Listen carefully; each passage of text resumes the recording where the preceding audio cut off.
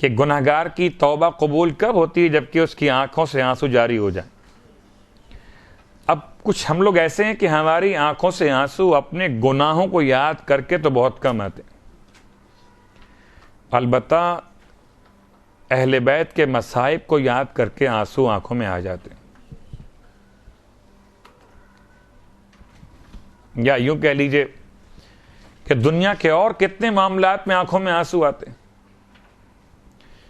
گھر میں کسی نے کچھ کہہ دیا، آپ کا دل ٹوٹ سا گیا، آپ بد دل سے ہو گئے، آنکھوں میں آنسو آنا چاہتے، آپ چاہتے ہیں کہ خلوت میں بیٹھ کے روئیں۔ ایسے میں امام کی آواز متوجہ کرتی، فرماتا ہے یبنا شبیب، اے شبیب کے بیٹے، وَإِن كُنْتَ بَاكِيًا عَلَى شَيْءٍ، اگر تو کسی بات پر رونا چاہتا ہو، فَابْكِ عَلَى الْحُسَيْن، تو تجھے چاہیے کہ میرے جد مولا حسین پہ رویا کر، کہ ان کو ایسے ذبح کیا گیا جیسے زمانے جاہلیت میں حیوان ذبح کیے جاتے تھے۔ انسان کی آنکھوں سے آنسو کا آنا اس بات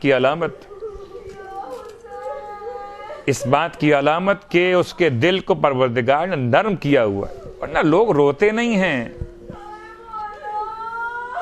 چونکہ ایام فاطمیہ ہیں تو اس اعتبار سے شہزادی کونین کے مصائب کا حوالہ، ساری دنیا حسین پہ روئے اور حسین اپنی ماں کے جنازے پہ روئے، ساری دنیا حسین کا ماتم کرے اور حسین نے اپنی ماں کا ماتم کیا۔ یہ وہ ایام ہے۔ ویسے تو ہر انسان کی ذمہ داری ہے کہ شہزادی کونین کو سال بھر یاد رکھے، آپ کی کردار کے اعتبار سے، آپ کے فضائل اور آپ کی سیرت کے بیان کے اعتبار سے، لیکن مصائب، سخت ترین جملہ، کبھی کبھار لوگ کہتے ہیں کہ کربلا سے بھی زیادہ بڑی مصیبت تھی۔ جی ایسا ہی ہے، اس لیے کہ بہت سخت جملہ ہے، اگر آپ اس کو محسوس کر سکیں۔ کربلا کے میدان میں جب امام کو شہید کیا جا رہا تھا اور امام کی شہادت کے بعد لشکر یزید نے پوچھا عمر ابن سعد سے کہ اب تو سب جنگ ختم ہو گئی، اب تو ہتھیار کھول دیں، آرام کریں، تو حکم ملا نہیں، ابھی آرام نہیں کرنا، ابھی تو لوٹنا ہے، ابھی تو خیمے جلانے ہیں۔ اور فیصلہ یہ تھا کہ خیموں کو جلایا جائے، خیموں کے اندر موجود افراد کے سمیت، یعنی جتنی بیویاں اور بچے خیموں کے اندر ہیں سب کے سب جل کے ختم ہو جائے۔ جب یہ فیصلہ کیا گیا تو کہتے ہیں ایک شخص اپنے چہرے پہ نقاب ڈالے ہوئے شمر ذی جوشن کے پاس آیا اور آنے کے بعد کہا کہ جتنا اہل بیت میں ظلم ڈھا چکے ہو وہ کم ہے کیا جو اب بچوں کو اور عورتوں کو جلانا چاہتے ہو؟ تمہاری جنگ تو مردوں سے تھی، وہ مرد تو شہید ہو گئے، یہ کیا شان مردانگی ہے کہ تم عورت پہ ہاتھ اٹھاؤ گے، تم بچوں کو جلاؤ گے زندہ؟ کہتے ہیں کہ شمر نے سر اٹھا کر اس کو دیکھا، چہرے پہ نقاب ڈالی ہوئی، یہ کون شخص ہے؟ پوچھا تو ہے کون؟ کہا اپنا نام نہیں بتاؤں گا۔ کہتے ہیں شمر کے بعض ساتھیوں نے اس کی تائید کی کہ ہاں یہ بات تو صحیح ہے کہ مردانگی کی علامت یہ نہیں ہے کہ عورتوں پہ ہاتھ اٹھایا جائے، کہ پھر ایسے خیمے جلاؤ کہ تاکہ بچوں کو اور بیویوں کو نکلنے کا موقع مل سکے۔ اسی لیے یہ جملہ پڑھا جاتا ہے کہ 17 خیمے تھے اور ایک ایک کر خیمے جلائے گئے، اور بیویاں ایک کے بعد ایک خیمے سے نکل کر منتقل ہوتی رہیں۔ کربلا میں کوئی بیوی نہیں جلی ہے۔ ہائے مدینہ منورہ، شمر کے ہاتھ سے تو خیموں کے اندر بچے محفوظ رہ گئے، لیکن کیا سیدہ، بہت غور کیجئے، میرے چوتھا امام جب کبھی بخار کی شدت محسوس کرتے تھے، اپنے جسم منازنی پر، اپنے جسم بخار زدہ پر امام ٹھنڈا پانی ڈالتے تھے اور ٹھنڈے پانی کے چھڑکاؤ کے ساتھ یا فاطمہ، واہ فاطمہ، اس لیے کہ خالی آپ نے یہ مصیبت محسوس کی ہے کہ دروازہ گرایا گیا تھا، نہیں، دروازہ نہیں، جلتا ہوا دروازہ۔ خود سیدہ فرماتی ہیں کہ اتنی شدید آگ تھی کہ میرے چہرے پر، اللہ اکبر اللہ اکبر، عزیزو، برداشت کرنے کے لیے حوصلہ چاہیے، اچھی مصیبت ہے۔ جملہ اس طرح بھی بیان کیا گیا کہ دروازہ جب بی بی پہ گرایا گیا ہے تو پورا مجمع دروازے پر سے گزر گیا، یعنی الفاظ یہ سمجھیے کہ ہائے کربلا، جہاں لاش حسین پامال ہوئی،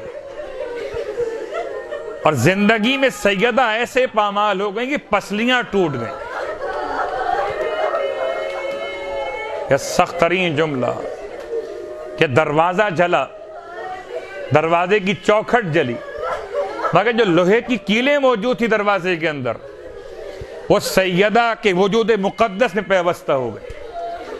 ہائے، پیچھے دیوار تھی، آگے دروازہ، درمیان میں محمد کی بیٹی اپنا حجاب بچاتے بچاتے اس طرح سے رہ گئی کہ زمین پہ گری تو آواز دی، فضا خذینی، فضا مجھے بچاؤ، میرا محسن شہید ہو گیا۔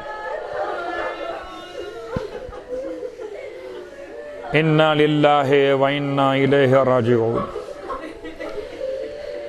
رضا بقضائہ و تسلیما لعمرہ، اللہم لعن قاتلی فاطمۃ الزہرا۔ پروردگار واسطہ محمد و آل محمد کا، شہزادی کونین کا واسطہ۔ اور واقعاً بہت سخت اذیت تھی زندگی میں کسی انسان کے بدن میں کہیں کوئی فریکچر ہو جائے تو اس کو سنبھالنا شاید پھر بھی آسان ہو، اگر پسلیاں ٹوٹ جائیں سنبھالنا آسان نہیں ہے۔ نہ انسان سیدھا بیٹھ سکتا ہے اور نہ انسان بغیر تکلیف کے سانس لے سکتا ہے۔ شہزادی کا واسطہ پروردگار 75 دن یا 95 دن جن کی سانس میں اتنی شدید تکلیف ہوتی تھی، مگر کسی کو معلوم ہی نہ ہوا۔ اور جو مولا فرماتے تھے اپنے بچوں سے کہ آہستہ رونا، کہیں آواز گھر سے باہر نہ چلی جائے۔ کوئی ایسی مصیبت امام کے سامنے آئی کہ خود چیخیں نکل گئی میرے مولا کی۔ جب فضا نے مولا سے مسئلہ پوچھا کہ مولا بتائیے، اگر پانی بدن پہ کسی مقام پر نہ پہنچ سکے تو کیا طریقہ اختیار کیا جائے؟ امام نے فرمایا، فضا کیا کہنا چاہتی ہو؟ کہ سیدہ کا ایک ہاتھ پہلو سے جدا نہیں ہو رہا۔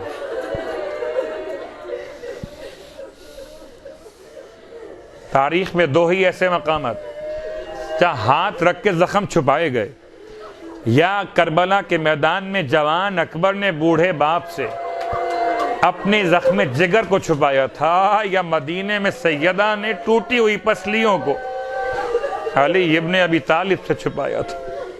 پروردگار،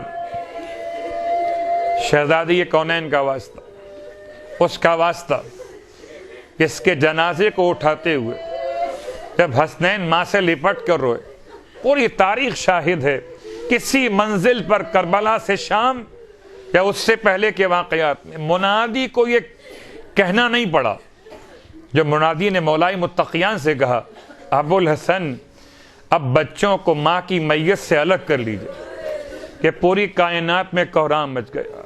خدایا اس وقت مصیبت کا واسطہ تمام صاحبان ایمان کی مشکلات کا خاتمہ فرما، تمام بیمار مومنین مومنات کو شفاء کاملہ عطا فرما۔ پروردگار واسطہ محمد و آل محمد کا اس مدرسے کو ترقی اور کامیابی عطا فرما، یہاں کے تمام خدمت گزاران کی خدمات قبول و مقبول فرما، تمام طلباء و طالبات کو اعلیٰ ترین کامیابی عطا فرما۔ پروردگار واسطہ محمد و آل محمد کا ہم سب کی خدمات مقبول فرما، اور خاص طور سے شہزادی کونین کے چاہنے والوں میں ہمارا شمار فرما۔ شہزادی کونین کے قاتلوں سے انتقام کے لیے اب امام منتقم کے ظہور میں تعجیل فرما، اور شہزادی کونین کے خون کے انتقام کے لیے ہر مومن مومنہ کو امام کے لشکر میں شمولیت کی توفیق عطا فرمائے۔